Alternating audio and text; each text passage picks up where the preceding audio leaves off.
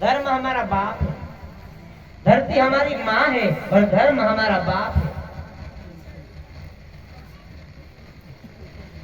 धर्मराज को कहा राजा परीक्षित ने कि कलयुग आ गया है। राजा परीक्षित ने कहा कि मेरे होते हुए कलयुग मेरे राज्य में प्रवेश नहीं कर सकता है। लेकिन कलयुग ने कहा कि प्रकृति का नियम है, निश्चय हो गया है राजन, मैं आपके राज्य में आ चुका है, बताइए मैं कहाँ रहूं। राजा ने 4 जगह बताई, चारों जगह अच्छी नहीं लगी। कलयुग को कहा फिर एक काम करो, आप सोने में भी रह सकते हो। क्या कहा? सोने में भी रह सकते हो। और राजा के सिर पर सोने का मुकुट था। कलयुग खुश हो गया है और कलयुग कहता कि ठीक है राजन, सोने में रह सकता हूँ तो रहो। कलयुग फटाक से राजा परीक्षित के मुकुट में जाकर के बैठ जाते हैं और राजा की बुद्धि भ्रमित हो जाती है।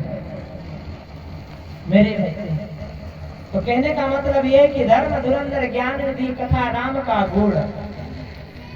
मेरे भाई बहन, समय हो रहा है, मैं अपनी लाइन को क्लियर कर दूं, 10 मिनट और ले लो आपका, चलेगा क्या? क्योंकि 2 मंडली आई है, मेरा तो सुन ही रहे हो, मुझे भी आपका सुनना है। ऐसा तो कहीं सत्संग सुना होगा, लेकिन आप जैसा भजन गाऊंगा वैसा मैंने आज तक नहीं सुना, इसलिए मैं भी सुनूंगा। जय श्री कृष्ण। जय हो, जय हो। तो धर्म अपना बाप है, जाति समाज ये मजहब ये तो एक, जिस तरह वो सामने पेड़ है देखो, झाड़ है, धर्म उसका तना होता है, जड़। एक व्यक्ति आया है, उदाहरण कहूं, महाराज जी के मंदिर के सामने आम का बगीचा है। गांव के कुछ बच्चे आम खाने के लिए आ रहे हैं, तो आम लगाने वाले आम का मालिक कहता है कि बच्चे आम मत खाओ, ये आम मेरा है। काई कहू कि जे आंबू मारू छे आंबा मा खाए। અને ચાર બચ્ચા આંબા ખાને આવ્યા બાપડા, તો તેના પાસે આંબા વાળું ઢાસાડી દોડાડી અને એક જણો કુરાડી લઈને ખાંદે કુરાડી લઈને આવી રહ્યું અને આવે આંબા કાજે કાટને મન રહ્યું, તેના કાજે કઈ નહીં કર્યું, છું આંબાની ચિંતા કરી, ઝાડાની ચિંતા નહીં કરતું। धर्म आम है मेरे भाई बहन, धर्म हमेशा रस निकलता है और धर्म का रस पी करके ही आज हम धर्म का कार्य करने के लिए आज आपके बीच में बैठे। धर्म आम है, इसलिए संगठन होना चाहिए, हर एक समाज का संगठन होना चाहिए। आज आदिवासी समाज का संगठन होना चाहिए, एकता होनी चाहिए, एकता में शक्ति होती है। उंगलियां बिखरी हुई है, यदि फूल उठाना है या भगवान का मुकुट उठाना है, यदि ये उंगलियां एकता नहीं करेगी तो क्या मुकुट उठेगा? नहीं उठेगा। एक उंगली से मुकुट नहीं उठ सकता है।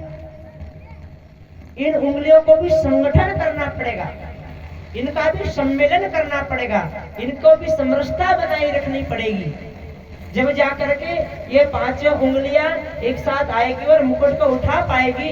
उसी प्रकार आदिवासी संगठन होना चाहिए, लेकिन संगठन बारेला, संगठन भिड़ाला, संगठन पाली, संगठन मानकर, संगठन हरिजन, ये संगठन नहीं होना चाहिए। संगठन आदिवासी होना चाहिए। और यदि संगठन अलग अलग समाज का हो तो भी वो धर्म की रक्षा के लिए होना चाहिए, गांव की रक्षा के लिए होना चाहिए। यदि हो भी कि ठीक है हमारा हरिजन समाज का एक संगठन होना चाहिए, धन्यवाद है, अपने अपने समाज का संगठन हो, एकता हो, ऐसा धार्मिक कार्यक्रम यूं ही हो जाए। जय हो, जय हो। मेरे भाई बहन, लेकिन संगठन बना करके हम क्या कर रहे हैं? संगठन का मतलब ये होता है कि हमारे गांव में जो व्यक्ति धर्म को नहीं माने वो नहीं घुसे। संगठन का काम होता है कि हमारे गांव में क्या कुछ योजना आई है सरकारी, क्या सरपंच या मंत्री कुछ करवा रहा है कि नहीं, संगठन वो काम लाने का काम करता है। गांव में यदि ऐसे डीजे बज रहे हैं, डीजे की गलती नहीं है, गांव में यदि ब्याह शादी में डीजे बज रहे हैं तो वो डीजे में जो गायक गा रहा है, जो बोल है, जो शब्द है, वो शब्द क्या है? वो शब्द पे हम जो गाने पर गा रहे हैं, हम नाच रहे हैं, क्या उससे हमारा कल्याण होगा या उससे हमारी बर्बादी होगी, उससे हमारी बुद्धि भ्रष्ट होगी? संगठन का काम ये है कि हमारे गांव में कुछ हम गलत नहीं होने देंगे, इसलिए संगठन होता है। संगठन इसलिए नहीं होता है कि तुम लड़ाई के मरो, हम लड़ाई के मरे, तुम इतने ना हम इतने। संगठन इसलिए नहीं बनता है। फिर हम भी साधु समाज एक संगठन बना लेंगे, फिर मरा करो तुम कहीं भी जाओ चूल्हे में। जय हो, जय हो। फिर हम भी बोलेंगे ए भगत लोग बड़े बड़े हैं, दान पुण्य करते हैं ना, अपने अपने